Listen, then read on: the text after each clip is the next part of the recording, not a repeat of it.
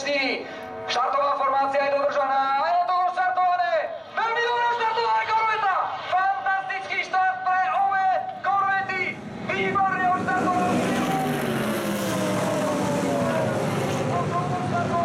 A bude prvý. Opäť teda korveta. Tak ako včera, tak aj dnes. Sice iná značka, iný tým, ale jedna opäť korveta, ktorá využila svoj krútiaci moment a výborným spôsobom odštartovala. Je to tam ale poriadne úste na prvom horizonte. Je to tam na prvom horizonte poriadne. Na Red Bull ringu Tomáš s Hrabetem Albertem byli druzí v cíli závodu. Tady Tomáš Enger rozjíždí závod výborně na třetím místě a navíc už mají drobný náskok i z jezdci před ním. Takže Tomáš Enger rozjel skvěle tento start závodu ADAC GT Masters. Fantastický pozor! Tomáš útočí na druhé místo, teď to ještě nevyšlo. Rychlá levá na předposlední horizont. Velký výkon Tomáše. Mariáš zůstal na trati, ale sledujeme čelo, co nám blíží do konce prvního. Amerika zatiaľ vypadá.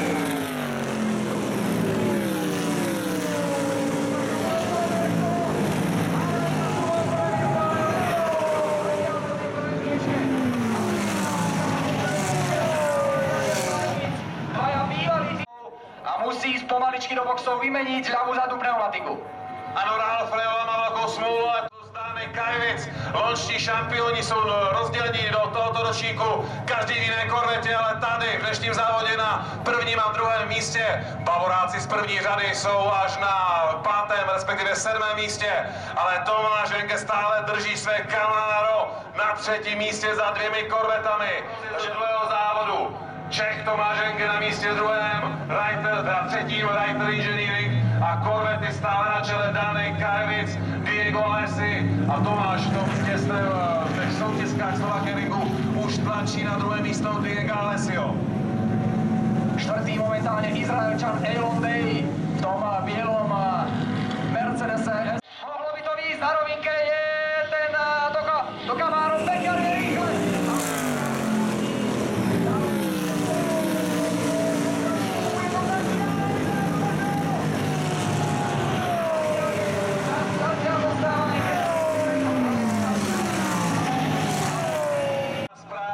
Pro české fanoušky, věřím, že i pro vás, dámy a pánové. Áno, nemôžeme toho veľa jazdcom odkázať, pretože nás v tých hlučných autách nepočujú, ale môžeme mávať, stávať, kričať a hlavne mávať. To je základ a poďme teraz, keď pôjde Tomáš Enger okolo, povzbuďme ho, mávajme na neho, nech vidí, že má našu podporu.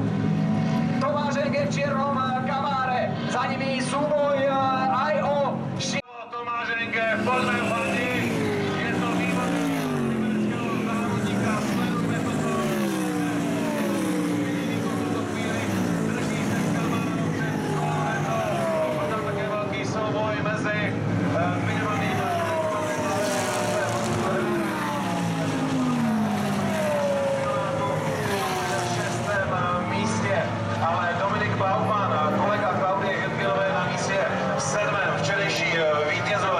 Sledujeme to tady dál, ale hlavně Tomáš Enger ujíždí Diegovi Alesimu a přenos. Pojďme ovšem naživo, protože BMW bojuje s Zack Speedem. BMW versus tam zůstal v tom prvním úseku. Počkáme si na informace, pojďme zpátky, ale na trať, protože Tomáš Enger bílé Porsche nám stojí v první zatáčce, bohužel nevíme, co to je za vůz, ale pojďme zpátky na čelo. Jens Klingman, který startoval z pole position, nám teďka postoupil přes Reného Rasta. Bude teďka na páté pozici, počkáme si na průjezd okolo našeho hlavního prostoru startovat cíle.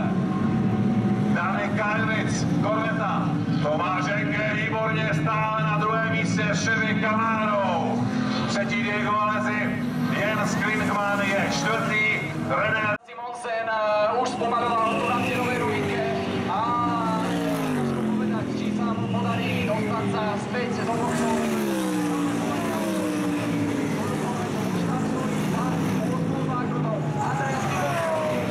Tam zostal sa. Máme tady si mimo vtáč, ale sledujme stále ten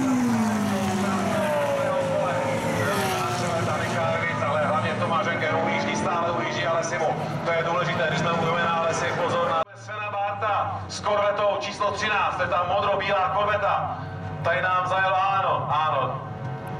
Devítka Porsche nám zastavilo v boxech. Dominik Jest, tým Tonino, tým Herbert, číslo 9, to je ten vůz, co nám snad na trati už máme v boxech a znamená to, že vůz už nebude pokračovat. Ale Simonsen stojí s korvetou, ano, ale pojďme opět na čelo. Pojďme na čelo, korveta, Camaro, Tomáš, Slav Stálek i s mamikou Radkou, takže i s dcerou Lucí zdravíme do boxu a přejeme, ať to Tomáš Henke dotáhne do skvělého konce a jeho kolega Hrabě Albert, Fontorum Taxis, dotáhne. Všechno hraje velkou roli. Samozrejme dôležité je aj v akom stave odovzdá auto svojmu tímovému kolegovi tento jazdec, to znamená, ako bude manažovať pneumatiky, či príliš nezničí. Aj to všetko je veľmi dôležité, samozrejme každý z jazdcov by sa mal starať aj o to. Ano, to pomalé Porsche jede mimo stopu naštěstí, ale pojďme na čelo, Danek Kajevic, korveta, Tomáš Enge, Camaro stále na druhé. A tady Jens Klingman, ano, Jens Klingman se už ke třetímu místu.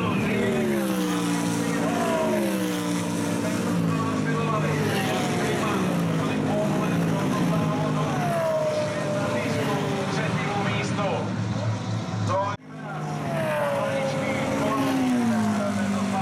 Porsche nám zastavuje a je to konec závodu, i kdyby pokračoval, nemá už žádnou velkou šanci. Ale s tou nejrychlejší Audinou a také Dominik Baumann. Díky tomu máme najednou 4 vozy za sebou. Diego Alesi třetí, za ním Jens Klingman, dále René Rast Audi a pak už Dominik Baumann, kolega Klaudie Hürtgenové. Tento kvartet bojuje za Tomášem Engem, který zatím suverénně drží tu druhou příčku. Protože najednou přišla o 2 místa, Alesi o 3 už dokonce, ano, propadá se, tam bude nějaký technický problém, teďka držme palce Tomáši Engemu je. No vyzeralo to, ako keby naozaj tá korveta s Diegom Alesim mala nejaký technický problém, lebo v 3 zákrutách po sebe prišiel o 3 pozície a bolo to naozaj dosť nezvyčajné a nevídané, teraz už pokračuje opäť v tempe, za sebou má Elona Deja. Tak uvidíme, či bude pokračovať ten prepad korvety Z06, alebo nie. Takže na 3. mieste Jens Klingman, Tim Schubert, na mieste 3. Renera. Výmena jazdca. Jasné, teda aj korvetu Andreasa Simonsena, aj to Porsche týmu Herbert Motorsport, ktoré tam dostalo stáť za druhou zákrutou. Takže tieto 2 vozidlá už ďalej nepokračujú vpredu stále. Calový Competition pred Ryder, Tim Schubert a ich BMW Z4, ktoré stíha Tomáša Engeho. Ale tie rozdiely v časoch nie sú až také markantné. Držiteľ pole position Jens. Teraz sa mu podarilo stiahnuť pol sekundy a momentálne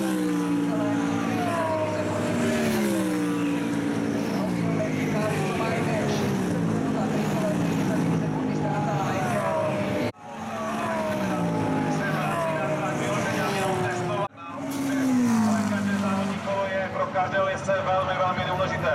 Pojďme zpátky na čelo, ale hlavně Tomáš Enge drží ten rozdíl od Jense Klingmana. No a máme tu informáciu z riaditeľstva drive-thru prejazd boxovou uličkou. Nevíme zatím, proč se tak stalo, každopádně rozhodnutí, že tady máme tato 3 auta, z toho 2. To znamená práve pri tom Andreasa Simonsena. A už je tu dvera Serna Lamborghini, už si odpikáva svoj prejazd boxovou uličkou, prepadne sa na to takmer posledné miesto. Alex Ribera s svojím Porsche je opäť v boxe, zrejme je tam tá porucha teda trošku väčšia, ťažko povedať, či bude ešte pokračovať ďalej. Autvera se na Lamborghini Tomáše Pivodu, který tím pádem se nastoupí do závodu s tím velkým zpožděním, ale bohužel i to k závodu patří, budeme držet palce Tomáši Pivodovi a samozřejmě Tomáši Engemu. Už za nějaké 2 minuty budeme mít zastavení. zastávky v boxech na výměnu jezdců. Jak jsme říkali, předpoklad je takový, že Tomáš by měl v autě vydržet co nejdéle těch 35 minut. Klinman se mohl trošku... A pozor, René Rast je tady. Audi na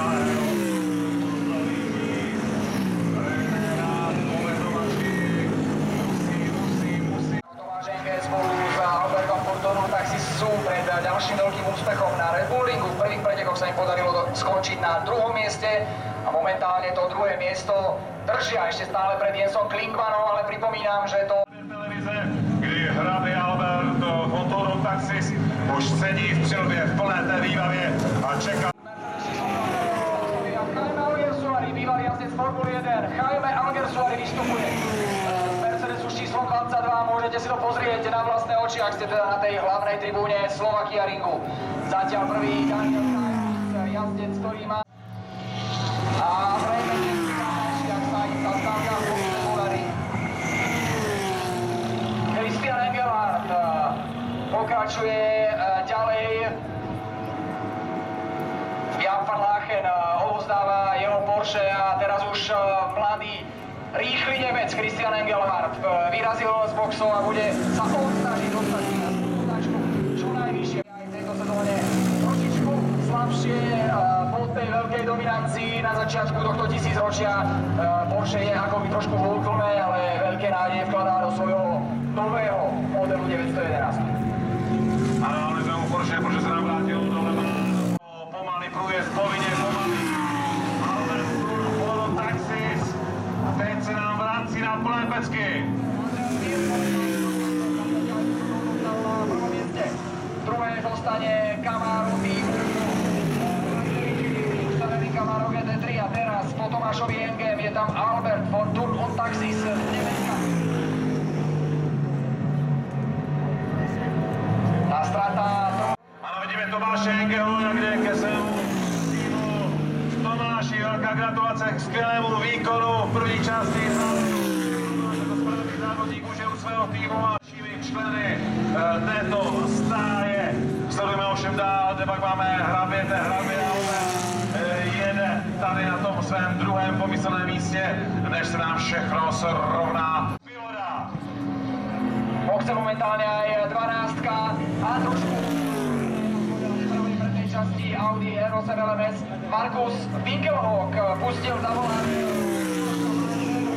ktorý tu štartoval v Audi aj v Lani GT série v Adaptive Master, to však pre neho premiéra. Je tu dnes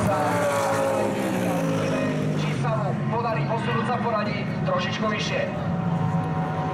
Jedeme dál, počkáme si na to už nějaká jenom 2 minuty do konce povinného toho střídání.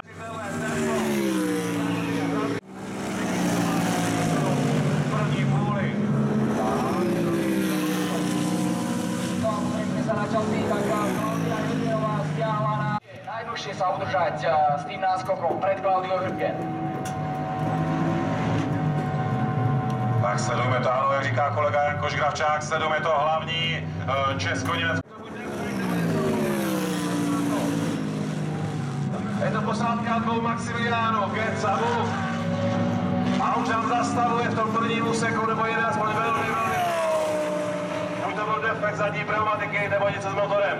Žluté vlajky vlajou nad Slovakia Ringem. Podíváme se, kolik je do konce. Do konce máme 13.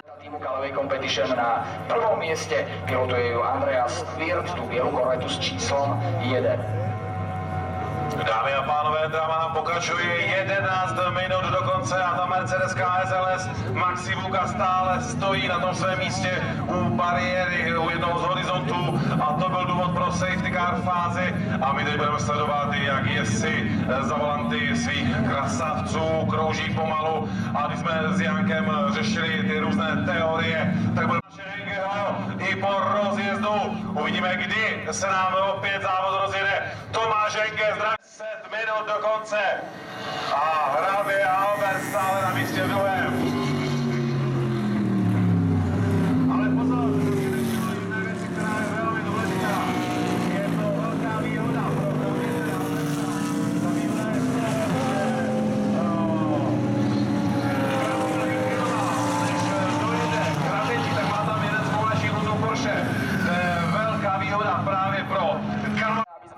jedno kolo stihli. Áno, vyzerá to tak, že vycúva von strate, aby mohli byť preteky reštartované. Počujem mimo trať s Mercedeskou SLS Maxi Buka. To by měl být signál pro jury, tak počkejme, jak se rozhodne vedení závodu. Sledujeme finále závodu a dá se zelené jediné kolo. Alberte! Alberte, jedem! Zatím to vypadá velmi dobře.